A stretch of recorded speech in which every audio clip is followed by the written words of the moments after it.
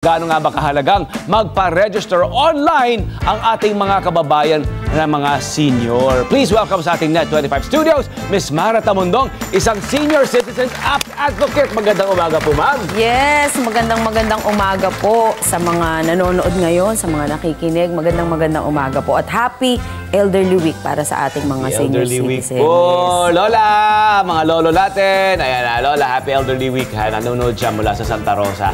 Hello po. Ma'am, gaano po ba kahalaga na magpa-register online ang ating mga senior citizens? At saka sa mga nagtatanong po, saan po ba itong registration na ito?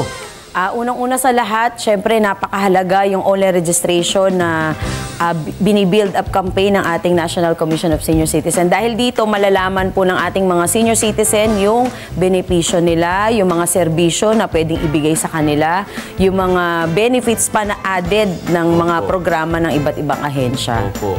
So sa ngayon po ba, ano po ba itong sinasabi natin benepisyong po ba na naka-line up para sa ating mga elderly citizens? Siyempre, actually, para maumpisahan ko lang yung online registration kasi ginagawa yan para magkaroon na ng total na kabuuan kung ilan talaga yung senior citizen natin sa buong Pilipinas. Yes. So, yung mga benepisyo nila, so kumbaga parang ito yung magiging tahanan na ng ating mga senior citizen na kung saan, syempre, pag senior citizen ka, kadalasan, iniisip mo saan ka bang ahensya lalapit. So, itong National Commission ay ahensya na talaga natututok po para sa ating mga senior citizen.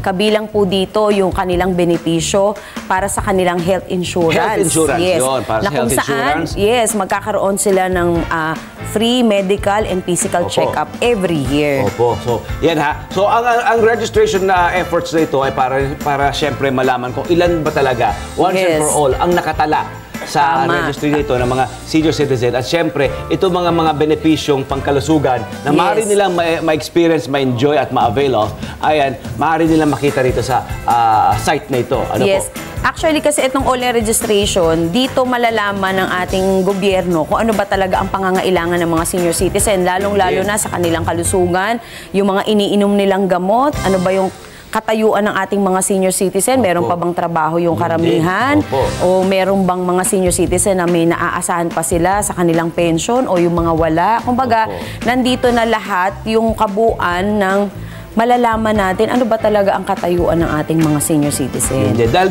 dito sa site na ito po ay mayroon po tayong mayroon po isang area or section dito na nagtatanong po parang humingi po ng survey para po sa ating mula po sa ating mga senior citizen kung ano nga ba ang kanilang mga primary na mga pangangailangan. Yes, ano ba yung iniinom nilang gamot, ano yung kadalasan na nagiging sakit ng ating mga senior citizen. So sila ba ay may skilled pa para makapagtrabaho? Meron ba silang kasama sa buhay? Meron pa bang tumutulong sa kanila? So everything, lahat dito malalaman. Kaya napakahalaga ng online registration. Opo, may requirements po ba na kailangan para po makapagparehistro ang ating mga kababayang yes, unang-una sa lahat, pagka nag-register ka, katulad kami, bumababa sa bawat barangay, kailangan kaharap mo yung senior citizen para masagot lahat ng katanungan sa online registration. Pangalawa, kailangan mag-present ng ID. Yung ID nila na senior citizen, dahil syempre after ng registration, pipicturean sila, magpipirma sila doon sa online. Naku po, ito po, nangyayari po ito. Paano raw po kung wala pong mga government ID ang isang senior citizen? Kasi may mga neglected po tayo mga kababayan. Opo. Okay. Ang pwede nilang isubmit o ipakita yung kanilang birth certificate. Birth certificate. O kaya baptismal certificate. O kaya kung sila naman ay married, kung may marriage contract. Basta anything na magpapatunay na sila ay senior citizen na talaga. Yun lang. Opo. Kung halimbawa wala naman po, hindi na po existing yung inyo po mga birth certificate, maaari po kayo magpunta or apply po online sa National Statistics Office sa NSO para po mapadalhan po kayo ng inyong birth certificate. Oo, tama. Opo. Target nyo po ba na mabigyan ng serbisyo ang anim na distrito rito sa Metro Manila? Hopefully sa mga rehiyon na rin po. Yes. Actually, talagang ang target ko matulungan yung buong Pilipinas kung kakayanin. Pero for the meantime, nandito tayo sa Metro Manila, sa Manila specifically, para matulungan natin yung mga senior citizen na hindi pa alam ang online registration. Kaya ako naman ay bumababa sa bawat barangay, nagbibigay ng libreng serbisyo na kung saan may dala na kaming cellphone, meron kaming internet, meron kaming encoder na mag-guide sa kanila. Pagkatapos, meron pang libreng pagkain o merienda para sa ating mga senior citizen. Opo. Araw-araw po ba ang isinasagawang pagpaparehistro po online? Yes, Sa bilang niyo po, ma'am, gaano karami po nagpaparehistro? Rehistro. Actually, sa amin, sa araw-araw, 3,000 mahigit ang nagre-rehistro sa amin. So, nung nag-umpisa kami sa National Commission ng campaign para sa online registration, nasa 1.2 million pa lamang. Ngayon, as of now, nasa 3 million mahigit na. Wow! Ang mga senior citizen. Kahit pa paano, malaking bagay po na natutulungan tayo ng media, ng mga vloggers, yung mga Facebook Live, yung kumbaga na ipopromote natin kasi karamihan po ng mga senior citizen natin, hindi talaga nila alam yung tungkol po dito sa online registration. Opo. So, maaari rin naman sila mag-assist. Hindi po ba? Yes. Mabigyan na assistance, I mean. Yes. Opo. Actually, pwede naman sila talagang magrehistro sa kanila kung meron silang anak na pwedeng mag-guide sa kanila or apo. Basta mag-visit lang sila sa website na www.ncsc.gov.ph. Ayan, it's www.ncsc.gov.ph po. Ayan po, ha? Ayan po, screen grab na po natin. Mga apo, mga guardian ng mga lolo't lola natin, ano po ha, para po kayo po mag-assist sa kanila ha. Sa mga nagtatanong po, para po sa mga walang internet o walang gadget o walang means para makapagparehistro, ano po ba ang dapat nilang gawin? Saan po na nila kayo mapupuntahan? Actually, ako na po mismo ang bumababa sa bawat barangay sa lahat ng areas po within Manila, within Metro Manila. So you're in close contact po and communication and may tie-up po tayo sa mga barangay natin? Yes, opo. Actually, ang ka-tie-up namin doon yung mga barangay senior president talaga mismo. O yung mga zone president. O yan. Ngayon naman po, Ma'am Mara, paano naman yung mga nasa malalayang lugar? Pero may mga gadget, ayan, paano Ayun, po yun? pwede namin silang turuan. Basta actually sa website nga mismo, may guidelines na sila doon. Opo. Sunod-sunod lang yung mga question and then ipe-present lang nila yung ID, magsasign lang sila. Basta mag-visit lang sila doon sa website na nabanggit ko kanina. Okay. On a personal note, Ma'am Mara, bakit po ang ating mga senior citizen ang inyo pong napili? At ito po sila po yung malalapit po sa inyong mga puso? Actually, ang katotohanan dyan, syempre may magulang pa ako. Siyempre. So higit na naiintindihan ko kung ano ang kalagayan ng ating mga senior citizen. Yung mga kababayan natin na talagang walang-wala, na talagang lumalapit. Nakita ko talaga na kailangan din talaga natin sila bigyan ng atensyon, bigyan ng importansya. Dahil syempre, kung di dahil sa kanila, wala rin tayo dito. Tama po, diba? tama po yan. Love our lolos and lolas! Naku, mabuhay ka po, Ma'am Mara. Yes. Nakaka-relate po ako dahil ako po yung certified na kami po mga apo na, ang mga apo talaga namang lolo at lolas sa kids po kanila. Oo nga, tama. Correct. Ako What would din. we do without you? Totoo naman po yan. Maraming salamat po sa inyong serbisyong ibinibigay at sa inyong mga kalaki ng iyong puso at pagmamahal po para sa ating mga senior citizens. Maraming salamat po, Ms. Mara. Ulitin po natin, kindly flash naman po ang ating pong registration sa ang site po. It's www.ncsc.gov.ph.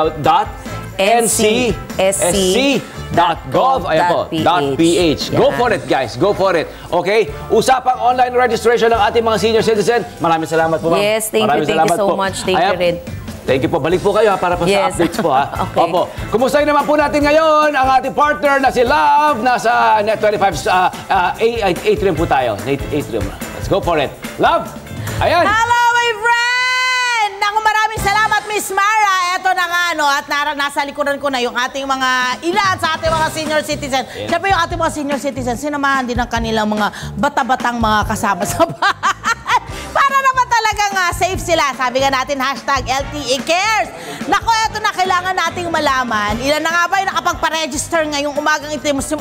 Mula na sinimulan natin kanina, no, ng 6:30 a.m. Of course, magtatanong po tayo dun sa isang volunteer dito po sa National Commission of Senior Citizens. Ngayong umaga, istorbohin lang natin ng konti. Sir, pwede ba? Sino ba? Sir, maistorbo ko lang kayo saglit. Pwede po bang malaman ang buo niyong pangalan? Engel C po. Engel C. Oh, di ba ang ganda ng pangalan niya? Engel C. Sir Engel, kumusta po? Gaano po ba kadali para sa ating mga senior citizen itong pagpaparehistro online? Kasi syempre, alam mo naman yan, sir, pag mga ganyang may mga gadget, ay nakakatakot minsan iniisip mo na, baka kung ano mapindot ko riyan. May ganon. So, mas likely naman po sa mga seniors natin. Medyo hindi po sila techie. So, siyempre iba-ibang generation. So, ito po yung paraan na para matulungan din sila na ma-register sila. Although madali lang naman po yung pagre-registro. It takes 5 to 15 minutes lang naman po.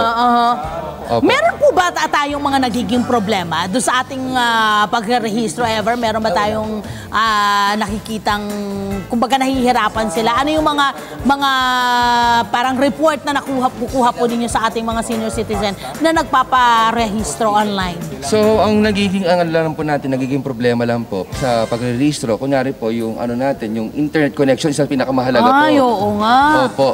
Isa naman po, sa mga seniors naman po, sa side po nila, ang nagiging problema nila po mismo, minsan malabo na po yung mata nila, nahihirapan sila magparehistro, at saka wala sila pong technical skills pag-input ng mga data po nila. So Sir Engel, pwede niyo po bang sabihin na parang mas magandang merong tutulong na mga bata-bata dito sa ating mga senior citizen?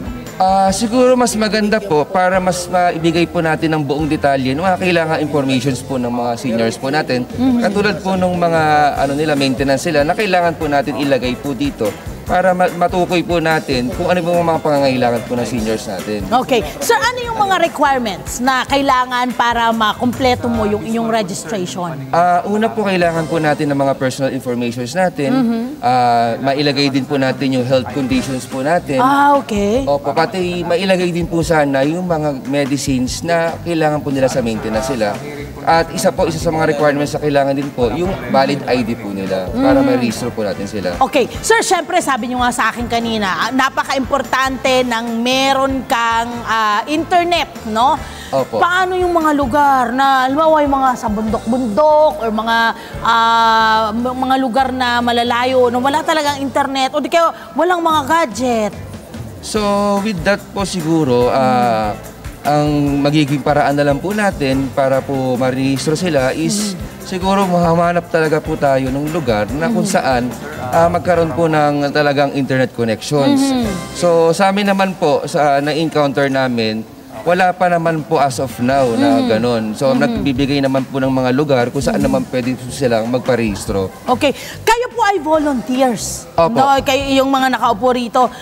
Ano ho yung nagtulak sa inyo to do volunteering, and paano po ang pagsali na makapag-volunteer sa ganitong mga gawain?